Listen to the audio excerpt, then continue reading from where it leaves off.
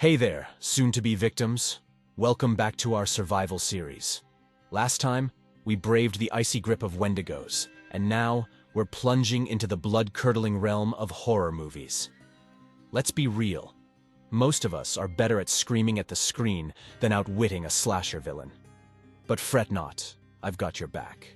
We're about to embark on a thrilling journey through the world of horror cinema, armed with the ultimate guide, tips to survive horror movies. Forget about just making it to the fridge during a scary movie marathon. It's time to level up your survival skills. So, grab your bravest teddy bear, a flashlight, you never know. And let's delve into these spine-tingling strategies to see if you've got what it takes to be the last one standing when the credits roll. Tip 1. Stay the hell away from the basement. Let's dive right into the heart of horror cliches. The basement. You know, that shadowy pit where even the bravest souls end up screaming like they've seen their grandma in a bikini. First off, basements in horror flicks are no ordinary spaces. They're like the VIP lounges for ghosts, demons, and all sorts of unholy terrors. So, when the lights flicker and something in your head whispers, "Hey, why don't you grab a flashlight and explore the basement?" Here's what you do. Firmly tell that voice to shut up. You're not a character in a B-grade horror movie. You're smarter than that. Picture this. You're home alone. It's a stormy night, and there's an eerie noise coming from the basement. If you're thinking about investigating, let me stop you right there. That's your cue to bolt the door and binge-watch cat videos until sunrise. Remember, curiosity didn't just kill the cat. It got the whole cast slaughtered in Basement of Doom 3. And for heaven's sake, if you drop something down those creaky stairs, consider it a sacrifice to the horror gods. Let it go. No teddy bear or old photo album is worth stumbling upon a portal to hell or a family of cannibalistic gnomes. And let's talk practicality. Say you ignore all this sage advice and venture down. Here's what probably awaits you. Darkness thick enough to slice with a knife, a floor that screams tetanus, and maybe a psychopath who's been chilling down there since the Reagan administration. Your phone's flashlight isn't going to do squat against that kind of evil. In summary, friends, avoid basements like they're your high school reunion. Nothing good ever comes from revisiting the past, especially if the past involves a dark, musty pit of potential paranormal activity. Stick to the upper floors, where the worst thing you'll encounter is probably a spider or your questionable fashion choices from 2005. So, let's all make a pact, shall we? Repeat after me. I will not go into the basement. I value my life more than satisfying a momentary whim of bravery. There. Now you're at least 50% more likely to survive any horror movie scenario. Stay safe, stay upstairs, and for goodness sake, keep laughing in the face of horror. It's the best way to show those basement-dwelling ghouls who's boss. Tip 2. Never split up, dummies. Let's talk about the cardinal sin of horror movie survival, splitting up. I mean, seriously, who in their right mind thinks it's a brilliant idea to go solo in a house that screams serial killer Airbnb? Picture this. You're in a freaky house and someone suggests, "Hey, let's split up." If you hear this, slap some sense into that person. Splitting up in a horror scenario is like volunteering to be the appetizer for whatever monster, ghost, or psycho is hosting the party. Now, I get it. Sometimes, you're curious. Maybe there's a noise upstairs, a creepy basement, refer to tip 1, folks, or a strange light in the woods. But remember, there's strength in numbers. You're not in a Scooby-Doo episode where Fred's genius plan is to split up and look for clues. This is real life, where the only clue you'll find is how quickly you can become dead. So, what do you do instead? You glue yourselves together. I mean it. Become the human version of a conga line. You gotta move as one, eat as one, maybe even pee as one. It's all about survival, people, and if someone still insists on going alone, let them. Darwinism will take care of the rest. And for the love of all that's holy, if you're in a group and someone goes missing, don't go looking for them. It's a harsh truth, but in Horrorland, missing equals dead. Have a moment of silence, pour one out for them, and move on. Don't add to the body count. In summary, stick together like you're auditioning for Human Centipede 3. It's the best way to keep everyone mostly intact. If horror movies have taught us anything, it's that there's no E in name, but there's definitely a U in murder. Keep it tight, keep it right, and maybe, just maybe, you'll survive to see the end credits. Tip 3. Don't trust the creepy local. Let's tackle one of the biggest cliches in the book, the creepy local trademark. You know the type. The guy at the gas station with 3 teeth and an eye that wanders more than your drunk uncle at a family reunion. First off, when you roll into a town that looks like it hasn't seen a paintbrush since the 70s, and there's that one guy who starts telling tales of doom, listen up. If he's warning you about the old Johnson place, believe him. He's not your buddy. He's the universe's way of saying, turn your ass around. But what do most movie characters do? They chuckle, roll their eyes, and head straight to the death trap. Folks, if a local, who's probably seen more weird shit than a conspiracy theorist on YouTube, tells you to steer clear, you steer clear. This isn't Yelp. You don't need to check it out for yourself. Now, let's say you ignore the advice, because plot, and find yourself knee-deep in supernatural shenanigans. What's the game plan? Do you go back to Creepy McCreepface for help? Hell no. That's like asking a shark for swimming lessons. Chances are, he's in cahoots with whatever's out there, or worse, he's the cause of it. Remember, the local's there for foreshadowing, not friendship. He's the human equivalent of eerie background music. So when you meet one, be polite, listen, then get the hell out of Dodge. In short, creepy locals are red flags on 2 legs. They're not there to join your Scooby Gang. They're there to nudge you into the monster's open jaws. Trust your gut, not the local nut. And maybe next time, pick a vacation spot that's not a staple in urban legends. Tip 4. If it's dead, keep it damn dead. I mean, how often have you screamed at the screen, double tap, you idiot? First, let's set the scene. You've done the impossible. You've knocked the baddie down. Maybe you pushed him off a cliff, or you've gone all kitchen ninja with a knife. Good job. But here's where most folks screw up. They turn their back on the body. Big no-no. This is Horror 101, people. You see, in the real world, dead means dead. But in horror land, not so much. That's why you gotta make sure. I'm talking double, triple, quadruple check. If you've got a gun, empty that clip. Got a knife? Go full Ginsu commercial on them. And if you're weaponless, channel your inner Hulk and smash. But wait, you say, isn't that overkill? Hell yeah, it is. But overkill is just the right amount of kill in horror movies. You know what's worse than overkill? Getting strangled by the supposedly dead serial killer you didn't finish off. That's amateur hour, and you're not an amateur. Now here's the kicker. Sometimes they just won't die.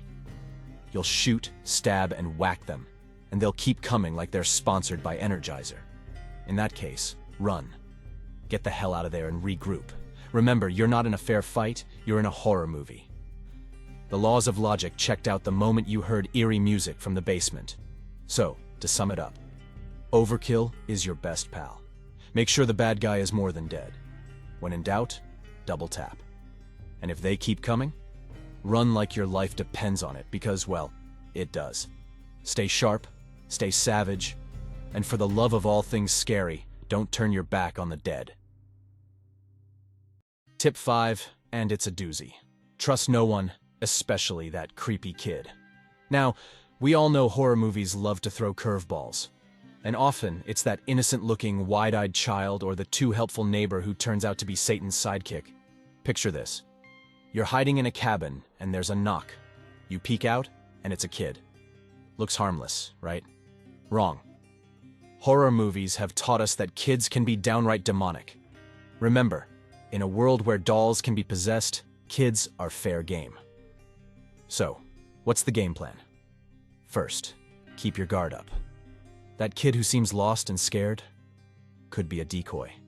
That neighbor offering sanctuary might be leading you to a trap. It's a harsh truth, but in Horrorland, paranoia is your BFF. Second, watch for the signs. Creepy kids usually come with red flags, like talking to invisible friends about murder plans or reciting nursery rhymes in Latin. If the kid's hobby includes drawing scenes of your impending doom, it's time to bail. But let's be real. Sometimes you've got to interact with them. Maybe the plot demands it, or you're just too damn nice. In that case, keep conversations short and always have an escape route planned. Never turn your back on them. These mini-monsters are sneakier than a cat on a midnight prowl. And finally, if shit hits the fan, remember, it's you versus a horror movie trope. Sometimes, you gotta be cold. That doesn't mean go full Anakin Skywalker on them, but be ready to bolt at the first sign of head spinning or levitation. To wrap it up, in horror movies, trust is as scarce as a vegan vampire. That cute kid might just be the ticket to your gruesome end. Stay skeptical, stay alert, and for heaven's sake, if the kid asks you to play a game, just say no. Tip 6. Don't be a hero, just run. Let's cut to the chase. Being a hero in a horror flick is like trying to fry an egg on a frozen lake. Pointless and frustrating. You're not in an action movie. This is survival, not a chance to show off your non-existent combat skills. So, you're in a creepy mansion, and the killer's on the loose. What's your move? If you're thinking of setting up a trap or confronting the psycho with a witty one-liner, let's just stop you right there. This isn't Home Alone with a twist, and you're not Macaulay Culkin. Running away might seem cowardly, but hey, it's about living to see another day. If horror movies have taught us anything, it's that the brave one who goes after the killer usually ends up being a head on a stick. Do you really want to be a decapitated decoration? I didn't think so. And let's talk about the heroic moments. You know, where someone tries to save their friend from the monster's clutches. Noble? Sure. Smart? Hell no. You're just turning a solo horror into a group tragedy. The rule of thumb is simple. If they're caught, they're gone. Send a nice eulogy later. Remember, your main goal is to survive, not win a medal for bravery. Keep it simple. Hear a creepy noise? Run. See something moving in the shadows? Run faster. Feel like investigating that strange sound in the basement? Nope. Just lace up those Nikes and sprint. So folks, embrace your inner coward.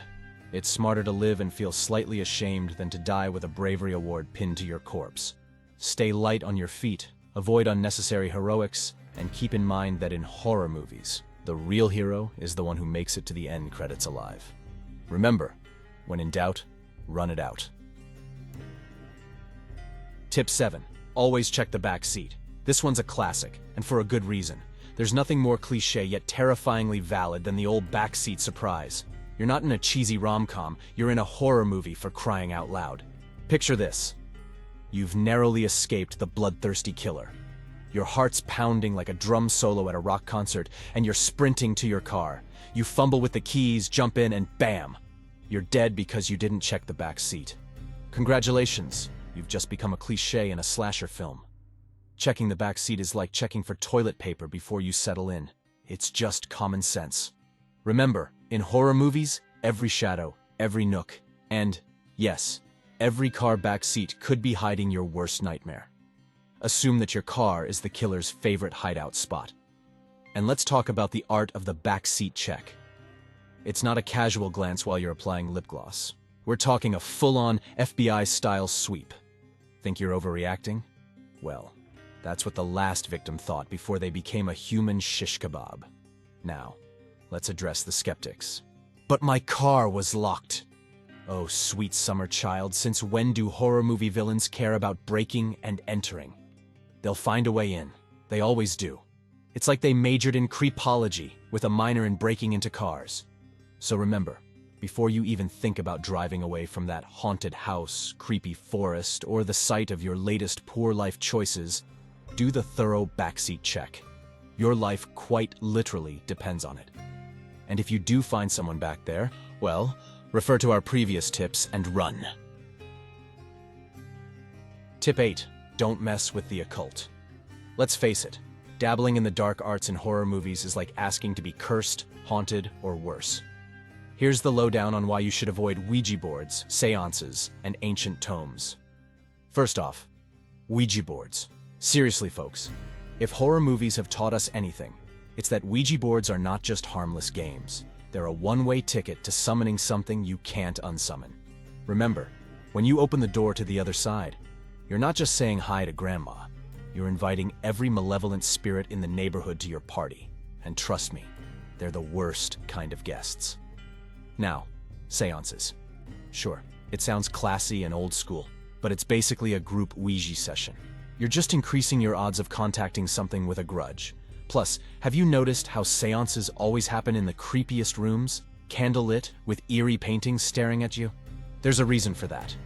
It's the perfect setting for your new ghostly roommates to introduce themselves. And spoiler alert, they don't pay rent. Ancient tomes and spellbooks are another no-go. I don't care how cool it sounds to summon a demon or cast a love spell. It never ends well. You might think you're about to get supernatural powers, but what you're really getting is a one-way ticket to Possession Town. Or worse, you unleash some ancient evil that's been waiting centuries for some idiot to read its name out loud. So, if you find yourself in a horror movie situation and you see anything that looks remotely occult, run the other way. Stick to board games like Monopoly. Sure, it might cause family arguments, but at least it won't open a portal to hell. Remember, folks, in the world of horror, curiosity doesn't just kill the cat. It drags the whole neighborhood into the abyss. Stay safe, and for heaven's sake, leave the dead alone. Tip 9. Know your horror movie geography. This is crucial, folks. Knowing your terrain can be the difference between life and a very gruesome death. First things first, let's talk about the classic, the woods. If your vacation cabin is in the middle of Nowheresville, surrounded by a forest that screams, "I'm haunted," maybe consider a beach holiday instead. Those woods are like a VIP club for every psycho killer and supernatural entity. You wouldn't wander into a lion's den wearing a meat suit, would you? Then why stroll into a forest that's practically got "Enter and Die" written in neon lights? Next up, the haunted house. If walls could talk, these ones would be screaming for an exorcist. Creaky floorboards, doors that close on their own, and creepy portraits are not just quaint fixer-upper quirks. They're signs to get the hell out. Remember, in horror movies, real estate is more about survival rates than property value. Let's not forget the small town with a secret. These places have more skeletons in their closets than a medical school. If the townsfolk look like they're hiding something, it's because they are. Usually a murderous past or a creature in the basement. So, when the local bartender gives you the stink eye, it's not because of your out-of-town license plate, it's because you're dinner. Now, for the love of all that is holy, avoid asylums. These are not quirky spots for urban exploration. They're buffet tables for vengeful spirits and grounds for illegal experiments. If the walls are peeling and there's a solitary wheelchair in the hallway, just turn around. No ghost wants to be your friend, and no, you won't find any cool antiques. Lastly, the secret laboratories. If you stumble upon one, congratulations on your final destination. Secret labs are where morals go to die and monsters are born. If you see a bunch of beakers and a guy in a lab coat muttering about breaking scientific boundaries, run. You're about to either be turned into a monster or chased by one. In conclusion, horror movie geography is simple.